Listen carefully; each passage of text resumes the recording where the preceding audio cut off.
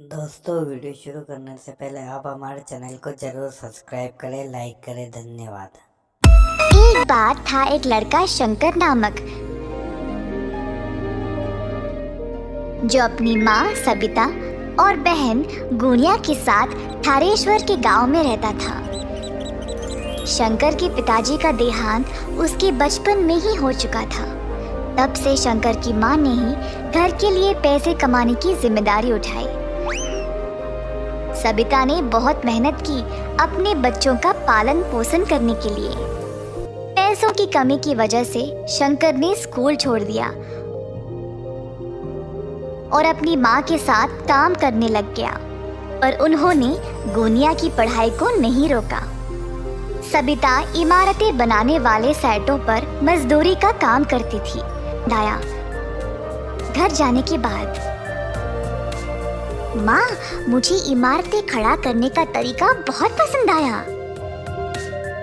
सच में बेटा? फिर क्यों ना तुम रोज मेरे साथ आ जाओ, सिर्फ काम के लिए नहीं, सब कुछ सीखने के लिए भी, और ताकि तुम एक दिन एक बड़े बिल्डर बन जाओ, है ना? हाँ माँ, मैं वादा करता हूँ। उस दिन से शंकर हर एक काम को गौर से देखने लगा। उसने जल्दी सब कुछ सीख लिया। शंकर को इस काम में बहुत दिलचस्पी हो गई और इसी कारण वह अपना सारा काम जल्दी जल्दी खत्म कर देता था। बाकी के सारे मजदूर शंकर की कला को देखकर हैरान रह गए। सब लोग उसकी बहुत तारीफ करते थे और उसकी माँ को भी अपने बेटे पर बहुत गर्व महसूस होता था। इसी तरह शंकर ने 4 साल तक मन लगाकर काम किया। इसी दौरान शंकर की माँ की तबीयत अचानक से खराब हो गई और वह काम पे जाना बंद कर दी। अब शंकर अकेला था, जिसको बीमार माँ को भी संभालना था और अपनी बहन की पढ़ाई को भी। सेटों पर कमाई उनके लिए काफी नहीं थी, तो शंकर ने सोचा कि वह खुद का कंस्ट्रक्शन का कारोबार शुरू करेगा। माँ, कब तक मैं मजदूरी का काम करूँगा? अगर हमें हमारी समस्याओं को समाप्त करना है तो मुझे लगता है कि मैं खुद का कारोबार शुरू कर लूँ। मेरे बच्चे, ये तो बहुत ही अच्छा विचार है, पर पैसों के बिना कोई काम शुरू कैसे करोगे? मेरे पास एक योजना है माँ। मैं चंपकलाल सेठ के घर पर काम कर रहा था। उन्होंने मेरा काम देखकर बोला कि वो मुझे जब भी जरूरत हो तब वो मेरी मदद करेंगे। अब उनके घर का काम अधूरा रह गया है। मैं उनसे पैसे लेकर उनका काम खत्म कर दूंगा।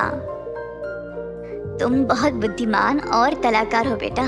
जाओ और सेठ साहब से बात कर लो, देखते हैं क्या होगा। शंकर चंपकलाल के पास जाकर अपनी योजना के बारे में उनको बोलता है। अरे बेटा, इतनी कम उम्र में तुम्हें बहुत कुछ सहना पड़ रहा है। मैं तुम्हारी मदद जरूर करूंगा, पर ऐसे काम करने के लिए तुम्हें कम से कम 10 बंदों की जरूरत है। तुम कहाँ से ले आओगे? सर जी, मैं कुछ लोगों को जानता हूँ, एकदम सही काम करते हैं और ईमानदारी से, वो भी कम पैसों में। आजकल ऐसे लोग कहाँ पे मिलेंगे शंकर? मैं और मेरे दोस्त बहुत सालों से मजदूरी का काम कर रहे हैं साहब। हम दिन भर काम करके भी ये लालची बिल्डर लोग हमें ठीक से पैसे नहीं देते थे। ऐसा बहुत सारे लोग ठोकर खा रहे सर जी। अगर मैं उनसे बात करूंगा तो हम जरूर एक साथ हाथ जोड़कर काम कर सकते हैं। ये सब तो ठीक है बेटा, पर किसके घर पे काम शुरू करोगे? सर जी, आपका काम भी तो कब से रुका पड़ा है। मैं आपके घर पर काम शुरू करूंगा। मैं आपके घर का काम देखते ही देखते खत्म कर दूंगा, देख लेना। ठीक है बेटा, जाओ और भगवान का नाम लेकर ये शुभ काम शुरू करो।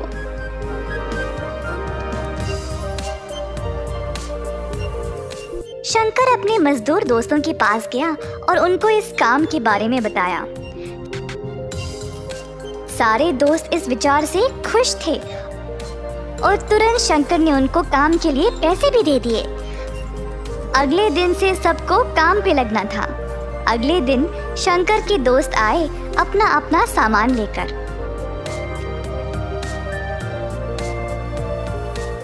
शंकर ने बचे हुए पैसों के साथ बाकी का सामान लाया, जैसे कि सीमेंट, रेत वगैरह। मजदूर पहुंचने से पहले ही उसने सारा माल और सामान तैयार रखा। सब लोग इस नए काम को लेकर बहुत खुश थे। क्योंकि सब जवान थे, वह काम भी जल्दी जल्दी खत्म करने लगे।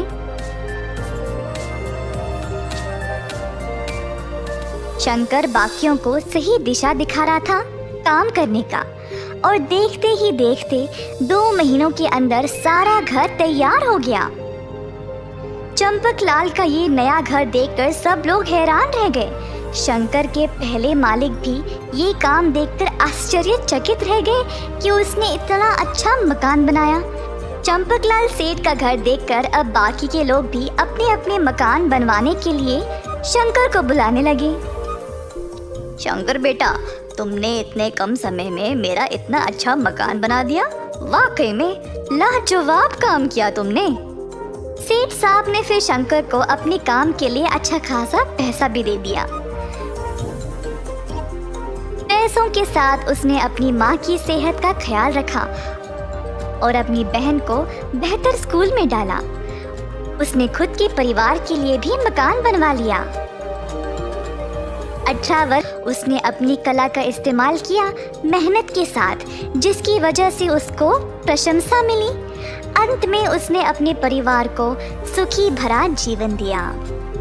इस कहानी से हम ये सीखते हैं कि परिश्रम के बिना प्रतिभा किसी काम का नहीं।